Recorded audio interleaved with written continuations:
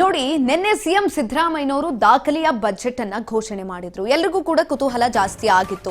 ಆದ್ರೆ ಇದೀಗ 16 ವರ್ಷದ ಒಳಗಿನವರಿಗೆ ಸೋಷಿಯಲ್ ಮೀಡಿಯಾ ಕಂಪ್ಲೀಟ್ ಆಗಿ ಬ್ಯಾನ್ ಮಾಡಲಾಗಿದೆ. ನಿನ್ನೆ ಬಜೆಟ್ ಘೋಷಣೆ ಆಯಿತು. ಬಜೆಟ್ ಘೋಷಣೆ ಆದಂತಹ ಸಂದರ್ಭದಲ್ಲಿ ಮಹತ್ವದ ಘೋಷಣೆಯನ್ನ ಸಿಎಂ ಸಿದ್ದರಾಮಯ್ಯನವರು ಮಾಡಿದ್ರು.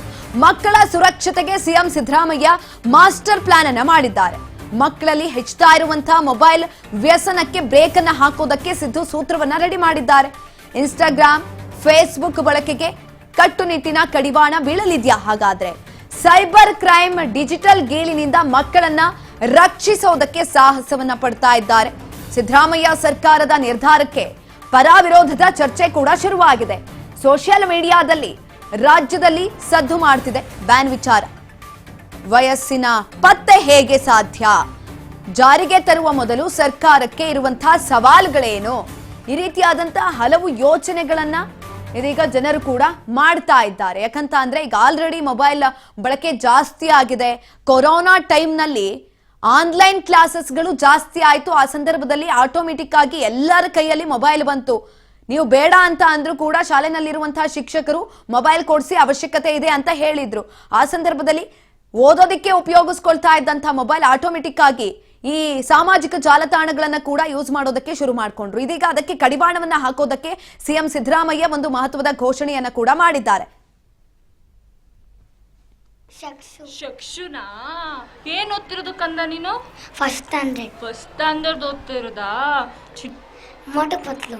ಮೋಟು ಪತ್ಲು ಯಾರಿಷ್ಟ? ಮೋಟು ಪತ್ಲುಲಿ ಪತ್ಲು ಪತ್ಲು ನಂಗೆ ಮೋಟು ಇಷ್ಟ. ನಿಂಗೆ ಪತ್ಲು ಇಷ್ಟನಾ? ಮಕ್ಳು ಯಾರು ಫೋನ್ ನೋಡಬಾರ್ದು ಅಂತ ಹೇಳಿದ್ದಾರೆ. ನೋಡ್ತೀಯಾ ಇನ್ನು ಮುಂದೆ? ನೋಡಲ್ಲ. ನೋಡಬಾರ್ದು ಆಯ್ತಾ? ನಾನು ಫೋನ್ ನೋಡಲ್ಲ. ಯಾರಿಗೆ? ಮಮ್ಮಿ ಪಪ್ಪಂಗೆ ಹೇಳು. ಮಮ್ಮಿ ಪಪ್ಪ ನಾನು ಫೋನ್ ನೋಡಲ್ಲ ಅಂತ ಹೇಳು. ಮಮ್ಮಿ ಪಪ್ಪ ನಾನು ಫೋನ್ ನೋಡಲ್ಲ. ಶಕ್ಷುನಾ ಏನು ಓದ್ತಿ? ಬಜೆಟ್ಟಲ್ಲಿ 16 ವರ್ಷದೊಳಗಿನ ಮಕ್ಕಳಿಗೆ ಇದು ಸೋಷಿಯಲ್ ಮೀಡಿಯಾ ಬ್ಯಾನ್ ಮಾಡ್ಯಾರಲ್ಲ, ಅದು ನಾವು ತುಂಬ ಒಳ್ಳೆಯ ರೀತಿಯಲ್ಲಿ ನಾವು ಅದನ್ನು ಸ್ವಾಗತಿಸ್ತೀವಿ ಸರ್. ಯಾಕಂದರೆ 16 ವರ್ಷದ ಮಕ್ಕಳಿಗೆ ತುಂಬಾ ಎಫೆಕ್ಟ್ ಆಗ್ತಾಯಿತ್ತು. ಈಗ ಮಕ್ಳಿಗೆ ಮೊಬೈಲ್ ಕೊಡಲಿಲ್ಲ ಅಂದ ತಕ್ಷಣ ಮಾನಸಿಕ ಖಿನ್ನತೆಗೆ ಒಳಗಾಗ್ಬಿಟ್ಟು ಮಕ್ಕಳು ಸುಸೈಡ್ ಮಾಡ್ಕೊಳ್ಳೋದು ರೀಸೆಂಟಾಗಿ ಸುಮಾರು ಇನ್ಸಿಡೆಂಟ್ಸ್ ನೋಡಿದ್ದೀವಿ ನಾವು. ಸೊ ಈಗ ಏನಾಗ್ತಾಯಿತ್ತು ಅಂದರೆ ಮಕ್ಕಳು ಸ್ಕೂಲ್ ನೀಟಾಗಿ ಕೂತ್ಕೊಂಡು ಪಾಠನೂ ಕೇಳ್ತಾ ಇರಲಿಲ್ಲ. ಅರ್ಥ ಆಗಿಲ್ಲ ಅಂದ ತಕ್ಷಣ ಮೊಬೈಲ್ ನೋಡ್ಕೊಳ್ಳೋದು, ಯೂಟ್ಯೂಬಲ್ಲೆಲ್ಲ ಸರ್ಚ್ ಮಾಡಿ ಅವರು ಇದು ಮಾಡ್ಕೋತಾ ಇದ್ರು. ಸೊ ಅದೆಲ್ಲದಕ್ಕೂ ಮತ್ತು ಅವ್ರಿಗೆ ಕಣ್ಣಿಂದು ಪ್ರಾಬ್ಲಮ್ ಬರ್ತಾಯಿತ್ತು. ಸೊ ಮತ್ತು ಅವರು ಇವನ್ ಏನಾದರೂ ಒಂದು ವೊಕಾಬ್ಯುಲರಿ ಏನಾದ್ರು ಗೊತ್ತಾಗಿಲ್ಲ, ಒಂದು ಮೀನಿಂಗ್ ಗೊತ್ತಾಗಿಲ್ಲ ಅಂದರೂ ಕೂಡ ಒಂದು ಡಿಕ್ಷನರಿ ತೆಗೆದು ನೋಡೋದು ಕೂಡ ಅವ್ರಿಗೆ ಗೊತ್ತಿಲ್ಲ. ಈಗಿನ ಮಕ್ಕಳಿಗೆ ಎಲ್ಲದಕ್ಕೂ ಯೂಟ್ಯೂಬ್, ಗೂಗಲಲ್ಲಿ ಸರ್ಚ್ ಮಾಡಿ ನೋಡ್ತಾರೆ. ಸೊ ಅದಕ್ಕಿಂತ ಈಗ ಅದು ಬ್ಯಾನ್ ಮಾಡಿದ ತಕ್ಷಣ ಅಟ್ಲೀಸ್ಟ್ ಬುಕ್ ಕಡೆ ಹೋಗ್ತಾರೆ. ಆರೋಗ್ಯ ದೃಷ್ಟಿಯಿಂದನೇ ಆಗಲಿ, ಅವ್ರ ವಿದ್ಯಾಭ್ಯಾಸ ಬೆಳವಣಿಗೆ ಆಗಲಿ ಎಲ್ಲದಕ್ಕೂ ಅನುಕೂಲ ಆಗುತ್ತೆ ಅಂತ ಅನ್ಕೋತೀನಿ. ಸಿದ್ದರಾಮಯ್ಯ ಸರ್ಕಾರದಿಂದ ಆದಂತಹ ಈ ಒಂದು ನಿರ್ಧಾರಕ್ಕೆ ಪರ ವಿರೋಧದ ಚರ್ಚೆಗಳು ಕೂಡ ಆಗ್ತಾ ಇದೆ. ಒಂದ್ ಕಡೆನಲ್ಲಿ ಶಿಕ್ಷಕರು ಮಾತನಾಡಿದಂಥದ್ದನ್ನು ಕೂಡ ನಾವು ಗಮನಿಸಿದ್ವಿ. ಹೌದು, ಈ ಒಂದು ಯೋಜನೆ ತಂದಿರುವಂಥದ್ದು ಸ್ವಾಗತಾರ್ಹ, ಚೆನ್ನಾಗಿದೆ. ಇದನ್ನ ಸರಿಯಾಗಿ ಇಂಪ್ಲಿಮೆಂಟ್ ಮಾಡಬೇಕಾಗತ್ತೆ. ಕೇವಲ ಘೋಷಣೆಗಳಿಗಷ್ಟೇ ಸೀಮಿತ ಆಗಬಾರ್ದು ಅನ್ನುವ ನಿಟ್ಟಿನಲ್ಲಿ ಇದೀಗ ಶಿಕ್ಷಕರು ಕೂಡ ಮಾತನಾಡಿದಂಥದ್ದು. ಇನ್ನೊಂದು ಕಡೆನಲ್ಲಿ ಇದರ ಪರಿಣಾಮವಾಗಿ ಮಕ್ಕಳಿಗೂ ಕೂಡ ಎಲ್ಲೋ ಒಂದು ಕಡೆ ಡಿಸ್ಅಡ್ವಾಂಟೇಜ್ ಕೂಡ ಆಗತ್ತೆ. ಫೋನ್ಗಳಿಂದ ಓದ್ತಾ ಇದ್ರು, ಮೆಟಾ ಆಗಿರ್ಬೋದು, AI ಆಗಿರ್ಬೋದು, ಗೂಗಲ್ ಆಗಿರ್ಬೋದು, ಇಲ್ಲಿ ಈ ಎಲ್ಲ ಒಂದು ಪ್ಲಾಟ್ಫಾರ್ಮ್ಗಳಿಂದ ಇನ್ಫಾರ್ಮೇಶನ್ ಅನ್ನ ಕಲೆಕ್ಟ್ ಮಾಡ್ತಾ ಇದ್ರು. ಕೆಲವೊಂದಷ್ಟು ಮಾಹಿತಿಗಳು ಸಿಗ್ತಾ ಇತ್ತು. ಆದ್ರೆ ಇದೀಗ ಅದಕ್ಕೆ ಬ್ರೇಕ್ ಕೂಡ ಬೀಳುವಂತಹ ಸಾಧ್ಯತೆಗಳಿದೆ. ಒಂದ್ ಕಡೆನಲ್ಲಿ ಮೊಬೈಲ್ ಅನ್ನ ಕೆಟ್ಟದಕ್ಕೆ ಯೂಸ್ ಮಾಡ್ಕೊಳ್ಳುವಂತ ಜೊತೆಯಲ್ಲಿ ಸೋಷಿಯಲ್ ಮೀಡಿಯಾ ರೀಲ್ಸ್ ಗಳನ್ನ ನೋಡುವಂತ ಮಕ್ಕಳು ಒಂದ್ ಕಡೆನಲ್ಲಿದ್ರೆ, ಇನ್ನೊಂದು ಕಡೆನಲ್ಲಿ ಈ ಏನ್ ನಡೀತಾ ಇತ್ತು, ಓದಾಗಿರ್ಬೋದು, ಶಿಕ್ಷಣ ಆಗಿರ್ಬೋದು, ಶಿಕ್ಷಣಕ್ಕೆ ಯೂಸ್ ಆಗುವಂತ ರೀತಿನಲ್ಲೂ ಕೂಡ ಮೊಬೈಲ್ ಅನ್ನ ಯೂಸ್ ಮಾಡ್ತಾ ಇದ್ರು. ಇನ್ನು ಸರ್ಕಾರದ ಆಯ್ಕೆಗಳೇನು? ಶಾಲಾ ಕಾಲೇಜುಗಳಲ್ಲಿ ಮಾತ್ರ ಸಾಮಾಜಿಕ ಜಾಲತಾಣವನ್ನ ನಿರ್ಬಂಧಿಸಬಹುದು. ರಾಜ್ಯ ಸರ್ಕಾರದ ಬಗ್ಗೆ ಕೇಂದ್ರದ ಜೊತೆ ಚರ್ಚಿಸಿ ಅನುಷ್ಠಾನಗೊಳಿಸಬೇಕು. ಇನ್ನು ಮಕ್ಕಳು ವೆಬ್ಸೈಟ್ಗೆ ಲಾಗಿನ್ ಆಗೋ ವ್ಯವಸ್ಥೆಗೆ ನಿರ್ಬಂಧವನ್ನ ಹಾಕಬೇಕು. ಅಪ್ರಾಪ್ತರು ಸಾಮಾಜಿಕ ಜಾಲತಾಣಗಳಿಗೆ ಪ್ರವೇಶ ಆಗದಂತೆ ನಿಯಮ ಹಾಗೂ ಕಾನೂನನ್ನ ಜಾರಿ ಮಾಡುವುದಾಗಿರಬಹುದು. ಜೊತೆಯಲ್ಲಿ ಸಾಮಾಜಿಕ ಜಾಲತಾಣಗಳ ಬಗ್ಗೆ ಮಕ್ಕಳಿಗೆ, ಪೋಷಕರಿಗೆ ಜಾಗೃತಿಯನ್ನ ಮೂಡಿಸೋದು. ನಿಷೇಧದ ಬಗ್ಗೆ ತಜ್ಞರು ಒಳಗೊಂಡ ಸಮಿತಿಯನ್ನ ರಚಿಸಿ ಸಲಹೆಯನ್ನ ಪಡೆಯಬಹುದು. ಈ ಎಲ್ಲಾ ರೀತಿಯಾದಂತಹ ಆಯ್ಕೆಗಳು ಸರ್ಕಾರದ ಮುಂದೆ ಇರುವಂತದ್ದು. ಯಾಕಂತ ಅಂದ್ರೆ ಇವಾಗ ತಂದಿರುವಂತ ಯೋಜನೆ ಅದ್ಭುತವಾಗಿದೆ, ಅದನ್ನ ಎಲ್ಲರೂ ಕೂಡ ಒಪ್ಕೊಳ್ತಿದ್ದಾರೆ. ಇನ್ನೊಂದ್ ಕಡೆನಲ್ಲಿ ಅದನ್ನ ವಿರೋಧ ಕೂಡ ಮಾಡ್ತಿದ್ದಾರೆ. ಇದನ್ನ ನೀವು ತರದೇನೋ ತಂದಿದ್ದೀರಾ, ಆದ್ರೆ ಹೇಗೆ ಇಂಪ್ಲಿಮೆಂಟ್ ಮಾಡ್ತಿದ್ದೀರಾ ಅಂತ. ಯಾಕಂತ ಅಂದ್ರೆ ಸುಪ್ರೀಂ ಕೋರ್ಟ್ ನಲ್ಲಿ ಈಗಾಗಲೇ ಒಂದು ಕೇಸ್ ಕೂಡ ನಡೀತಾ ಇದೆ, ಅದು ವಾಟ್ಸ್ಆಪ್ ನಿಷೇಧಕ್ಕೆ ಸಂಬಂಧಪಟ್ಟಂತೆ. ಆ ಒಂದು ನಿಷೇಧನೆ ಇನ್ನೂ ಕೂಡ ಜಾರಿ ಆಗಿಲ್ಲ, ಆದ್ರೂ ಕೂಡ ಎಲ್ಲರೂ ಕೂಡ ವಾಟ್ಸ್ಆಪ್ ಅನ್ನ ಯೂಸ್ ಮಾಡ್ತಿದ್ದಾರೆ. ಈ ಸಂದರ್ಭದಲ್ಲಿ ಈ ಒಂದು ಯೋಜನೆಯನ್ನ ಹೇಗೆ ರೂಪಿಸ್ತಾರೆ ಅನ್ನುವಂತ ಪ್ರಶ್ನೆ ಮೂಡ್ತಾ ಇರುವಂತದ್ದು. ಒಳ್ಳೆ ಬಜೆಟ್ನಲ್ಲಿ ದಾಖಲೆ ಮುಖಾಂತರ ಒಂದು ಬಜೆಟ್ ಇದು ಮಾಡಿದ್ದಾರೆ.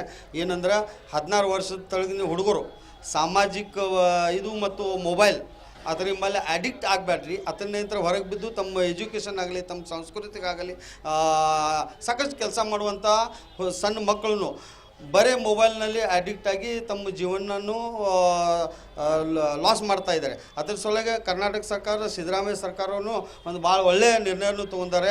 ಅದಕ್ಕೆ ನಾನು ಹಾರ್ದಿಕ ಅಭಿನಂದನೆ ಮಾಡ್ತೀನಿ. ಇಡೀ ದೇಶದಲ್ಲಿ ಈ ಪ್ರಕಾರ 16 ವರ್ಷದ ತಳಗಿನ ಹುಡುಗರಿಗೆ ಈ ಮೀಡಿಯಾ ಇದನ್ನಲ್ಲಿ ಅಂದ್ರೆ ಮೊಬೈಲ್ ಅಡಿಕ್ಟ್ ಆಗಬಾರ್ದು ಅಂತೇಳಿ ಮೆಸೇಜನ್ನು ಕೊಟ್ಟ ತಮ್ಮ ಈ ಮಕ್ಕಳಿಗೆ ತಮ್ಮ ಮುಂದಿನ ಜೀವನ ಒಳ್ಳೆ ಆಗಲಿ ಸಲುವಾಗಿ ಇದು ಒಂದು ನಿರ್ಣಯ ಇದೆ.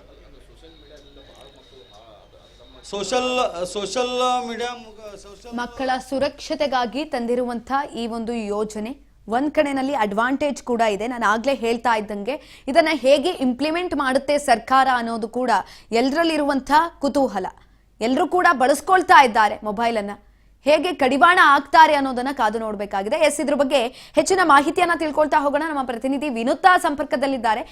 ವಿನುತಾ, 16 ವರ್ಷದೊಳಗಿನ ಮಕ್ಕಳಿಗೆ ಸೋಷಿಯಲ್ ಮೀಡಿಯಾವನ್ನ ಕಂಪ್ಲೀಟ್ ಆಗಿ ಬ್ಯಾನ್ ಮಾಡಿದ್ರು.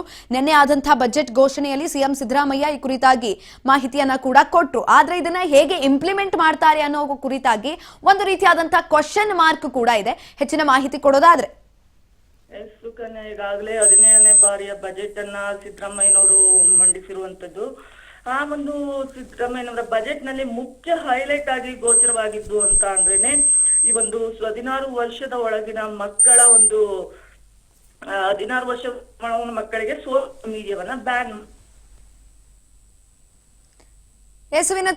ಮಕ್ಕಳ ಒಂದು ಹಿತದೃಷ್ಟಿಯಿಂದ ತುಂಬಾನೇ ಒಳ್ಳೆಯ ಒಂದು ನಿರ್ಧಾರ ಅನ್ನೋದನ್ನ ಎಲ್ಲ ಪೋಷಕರು ಕೂಡ ಸ್ವೀಕಾರವನ್ನ ಮಾಡಿರುವಂತದ್ದು.